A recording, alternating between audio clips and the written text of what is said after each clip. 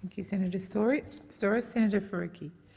Thank you, Madam Deputy President. I rise to speak on the Customs Amendment, Comprehensive and Progressive Agreement for Trans-Pacific Partnership Implementation Bill and associate myself with the comments made by my Greens colleagues. How is it that time and time again we come to this place and we see bill after bill that the people of Australia never asked for and that the people of Australia do not want? The sway that vested interests have on this government is truly horrifying. And I must say I'm even more horrified that this piece of legislation comes here with bipartisan support. The TPP-11 will jeopardise our environment. It will erode the rights of Australian workers. The Trans-Pacific Partnership is all about putting corporations above people. That's the entire point of this legislation. It is devised in the boardrooms of corporations, which have an insatiable appetite for profits at any cost. This is a trade agreement that gives corporations the power to sue governments for raising wages, for protecting the environment, and for reducing the cost of life-saving medicine. Does this sound like a fair trade deal to you? Is this free trade? Of course it's not. And what is so bone-chilling about this is how it has come about. The complete lack of transparency. This is a deal that has been stitched up behind closed doors in the boardrooms of big corporations. What about the people? Don't they have a right to know what you are signing them up to? We're told to just shut up and just accept that governments and oppositions and their mates know what is best for everyone. Well, we are fed up, truly fed up with this game of mates. This is a trade deal written by big business for big business.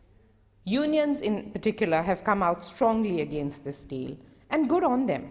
The Australian Council of Trade Unions has said that the TPP puts globalisation before Australian workers and threatens the fundamentals of our democracy.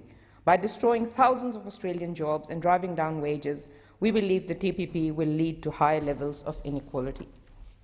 They go on to say, the TPP is a toxic combination of globalisation and more power to multinationals ahead of democracy for Australian workers. Australia must turn away from trade that puts profit before people. And they conclude that trade agreements should not undermine the ability of governments to regulate in the public interest, particularly in regard to essential services like health, education, social services, water, and energy. Public Sector International, which represents public sector workers around the world, note in their submission to the inquiry into the TPP that, and I quote, the TPP-11 prioritizes the interests of private corporations. The TPP-11 is not democratic. The negotiations were held in secret to the exclusion of communities and their elected civil society representatives, such as unions. It hampers government regulation and will allow corporations to sue democratically elected governments. The TPP-11, through these negative impacts, will hamper development and will hamper the region's capacity to meet the UN's Sustainable Development Goals.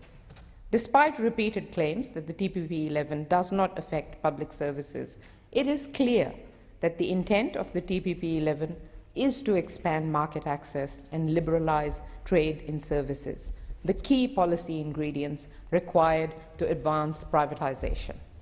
Australian Manufacturing Workers Union National Secretary Paul Bastian said the TPP would be a disaster for Australian workers, and that it beggars belief that the Labour caucus would sign off on ratifying the TPP, given it's against the party's own policy.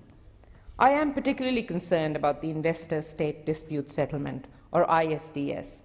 The ISDS allows foreign companies and investors to sue the Australian government for changes in the law that damage their investment. Not in our courts or under our law, or even in their courts or under their law, but in unaccountable international tribunals. This is an obscene inclusion. This isn't the first ISDS we have signed up to, but it is potentially the biggest one we're about to sign on to. Pat Reynolds, Research Associate at the University of Sydney, has highlighted some examples of current ISDS disputes. For example, Swiss pharmaceutical company Novartis is suing the Colombian government over the plans to reduce prices on a patented treatment for leukemia. The US firm Bilcon won its claim against the Canadian government for US $101 million after a provincial government refused to approve a quarry in an ecologically sensitive area. The French company Veolia is claiming compensation from the Egyptian government for a rise in minimum wage. Even if a government wins a case, defending it can take years and cost millions. The US tobacco firm Philip Morris shifted some assets to Hong Kong and used ISDS in an Australia-Hong Kong investment agreement to claim billions in compensation for Australia's plain packaging law. It took more than 4 years and reportedly cost $50 million in legal fees for the tribunal to decide that Philip Morris was not a Hong Kong company. This is a terrifying future. I must say, I don't expect any better from the Liberal and the National parties. They are so morally bankrupt that for them everything has a price tag if they think that it can make a buck for their mates in big business. But I am so very deeply disappointed in the Labour Party today, the party that talks a big game about being a friend of the worker, except it seems when their corporate mates come knocking on the door. Labour and Bill Shorten talk big, but when it comes down to a choice between workers and their deep-pocketed corporate mates, we know who they will choose. We know who will win every single time. We can stop this terrible trade deal today. It can be dead in the water today if the Labour Party develops a spine to do the right thing. I do recognize that there are members of the Labour Party who are deeply opposed to this and have been lobbying hard for the party not to end up here. But here we are, with the bill before us, about to become law. The time is here and the time is now. Once you let this genie out of the bottle, it ain't coming back in.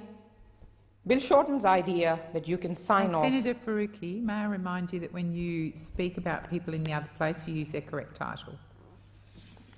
Thank you, Madam Deputy President. The opposition leader, Bill Shorten's idea that you can sign off on the full agreement today and then put blind faith in your ability to renegotiate, to remove ISDS clauses, as well as introduce labour market testing, is pretty ridiculous. That's now not how it works. And if that is how you think negotiations happen, then God help us all.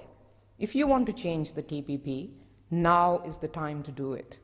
The Greens oppose the Trans-Pacific Partnership because it is a dud deal. It is a rotten deal. Time and time again, we get sold out by the big parties with empty promises that rarely, if ever, come to fruition. Trust us, they say, every time we are promised all the jobs and the wealth in the world.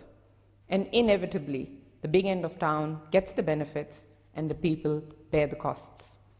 We know we are being sold a lemon by this government.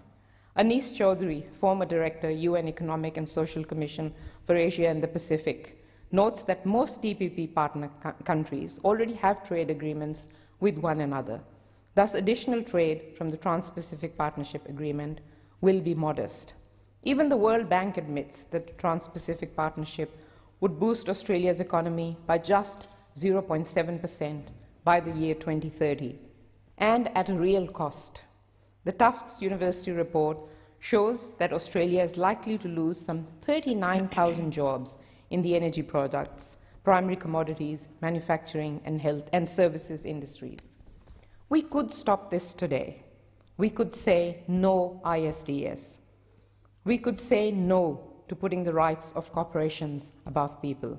All we need is the Labour Party to stop their reckless devotion to neoliberalism.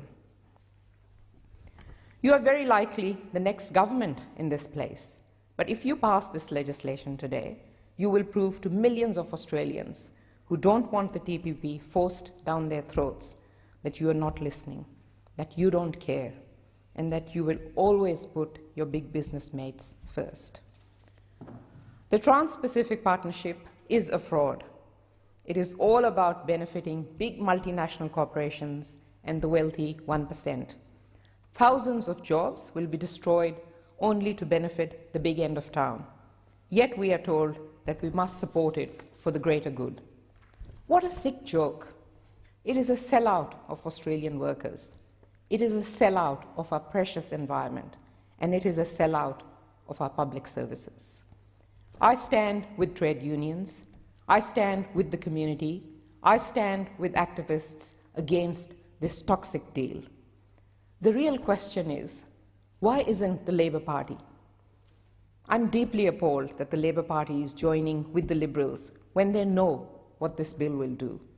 The Australian people are sick of the two big parties selling them out time and time again in secret deals like this.